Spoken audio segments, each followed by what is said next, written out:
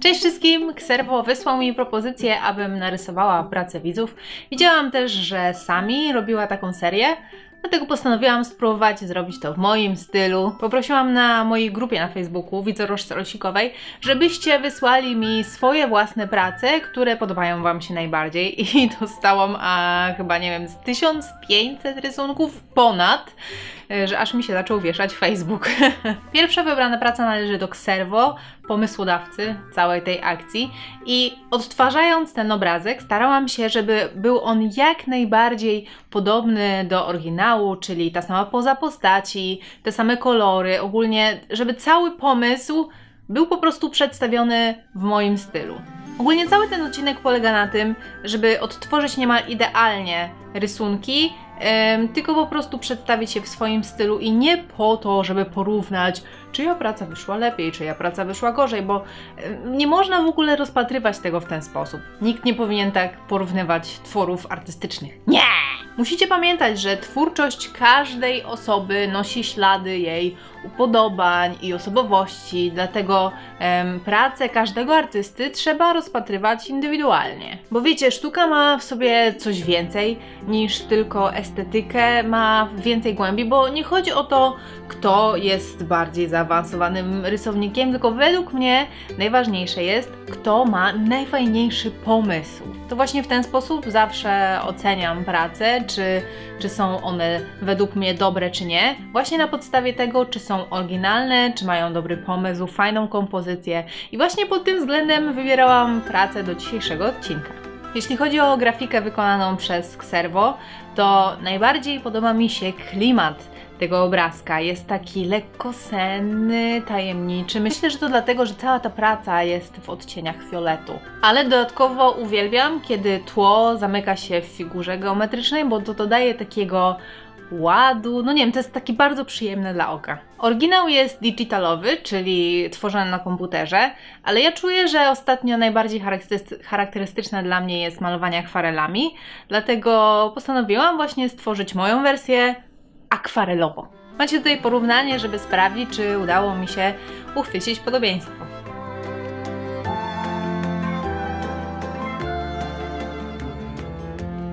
Druga praca należy do Victorii Springer i bardzo spodobało mi się pomysł tych rozległych plam farby po przeciwległych rogach, taki motyw, który łączy dziewczynę i lisa. Nie mogłam się doczekać, żeby zobaczyć, jak to wyjdzie w moim stylu, tym bardziej, że ja uważam, że farby akwarelowe są takim dzikim i nieposkromionym narzędziem, a to dlatego, że jakby za każdym razem, przez to, że woda jest głównym czynnikiem tych farb, to za każdym razem może wyjść inaczej i też nie zawsze musi wyjść schludnie i ładnie, no bo te plamy jednak są trochę chaotyczne.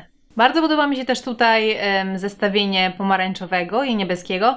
To trochę zahacza o popularny trend, tak zwany orange and teal look. To jest taki trend do podkręcania pomarańczu i niebiesko-zielonych odcieni w zdjęciach, filmach. Chodzi o to, że do jasnych elementów obrazu dodaje się żółtych i pomarańczowych odcieni, nasyca się je, natomiast tam, gdzie są cienie, pogłębia się ten cień i dodatkowo dodaje się tam koloru niebieskiego, turkusowego. To tworzy taki mocny kontrast i generalnie są to takie dwa kolory, które mają najwięcej kontrastu między sobą.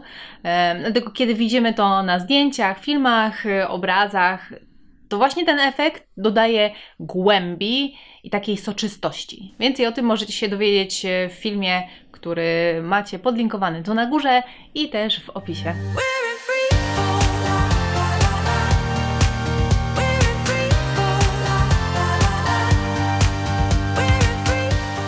Trzecia praca została stworzona przez Anię i bardzo mnie ciekawi, w jaki sposób autorka osiągnęła tak ciekawy efekt czerni i bieli. Bo nie sądzę, żeby zostawiała białe elementy kartki i rysowała dookoła czarne krawędzie, bo to by mogło być trochę kłopotliwe. Mam na myśli, że tak jak twarz jest zrobiona w miarę naturalnie, normalnie, standardowo, że czarne linie po prostu są line artem do twarzy, tak w bluzce i we włosach, to tym line artem są białe linie. I zastanawiam się, czy przypadkiem nie zrobiła tego w ten sposób, że rysowała wszystko normalnie, natomiast w programie zaznaczyła włosy i ubranie i odwróciła kolory tak, że to co czarne stało się białe. Tak czy siak mocno mnie to zaintrygowało i wydaje mi się, że właśnie taka powinna być sztuka interesująca, intrygująca, która sprawia, że człowiek po prostu się zastanawia, że nie spojrzy na pracę i o dobra, następna, tylko spojrzy i jest takie jak to zostało zrobione? Dodatkowo ogromnie spodobała mi się koncepcja bluzki, która przeistacza się w kawałek złożonego papieru. Po prostu super pomysł. Moją wersję starałam się jak najbardziej upodobnić do oryginału, ale też nie mogłam się trochę oprzeć, żeby dodać parę takich subtelnych zmian. Całość malowałam czarnym tuszem i pędzelkiem.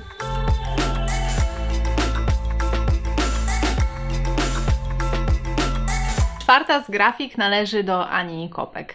Skradło moje serce 3 rzeczami. Po pierwsze, delikatna, pastelowa kolorystyka, połączenie żółci i zieleni. Ja bardzo, bardzo lubię pastelowe kolory. 2, komiksowy, przeuroczy styl, który nadaje tej pracy takiej lekkości. 3, patrząc na tą grafikę czuję się spokój i odprężenie, bo te roślinki, które otaczają, jakby wiążą tego człowieka, wcale nie wyglądają jakby chciały go skrzywdzić, udusić czy coś, tylko tak jakby były jego naturalną częścią.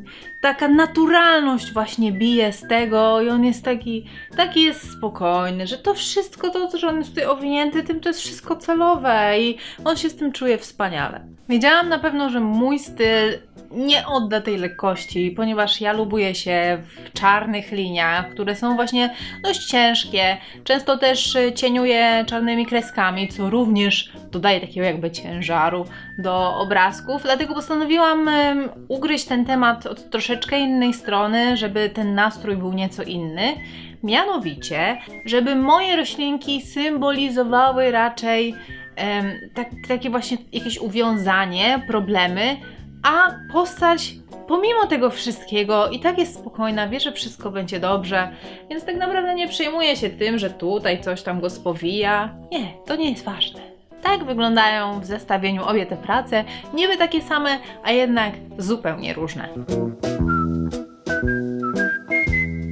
Wybrałam jeszcze parę innych prac, ale uznałam, że są tak bardzo perfekcyjne, że gdybym próbowała je narysować swoim własnym stylem, to ani niczego bym nie potrafiła dodać od siebie, a jedynie mój styl mógłby zniszczyć cały efekt.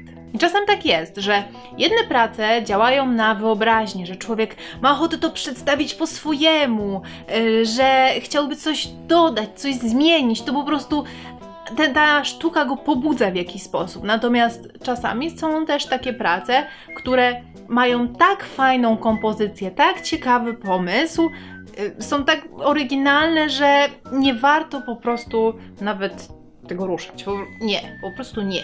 I nie mówię, że to lepiej albo gorzej świadczy o pracy, bo dobrze jest właśnie, jak sztuka pobudza do działania, do tworzenia, ale też dobrze jest, kiedy po prostu cieszy oko. Więc jakby są to dwie różne kategorie i trzeba te rysunki rozpatrywać w różnych ramach. Nie można ich ze sobą zestawiać właśnie, że jedna jest gorsza, a druga lepsza. Czego się ze mną uczymy? Uczymy się, że rysunki każdego są wyjątkowe. Chyba że są przerysowywane. To wtedy trochę mniej. Ok, tutaj są prace widzów, o które prosiłam w poprzednim odcinku. Chciałam, żebyście rysowali mi albo gatunki muzyki, albo konkretne piosenki jako ludzi. Natomiast do następnego odcinka chciałabym, o Boże, tak bardzo bym chciała, żebyście narysowali dla mnie moje rysunki w swoim własnym stylu. Bardzo chcę je zobaczyć. Ok, wysyłajcie mi je na olsikowa@gmail.com i nie zapomnijcie się podpisać. Ok, widzimy się za tydzień w czwartek o 18:00. Nie przegapcie, bo to będzie coś super, przynajmniej według mnie. Tak, trzymajcie się, dzięki za Waszą uwagę i pa.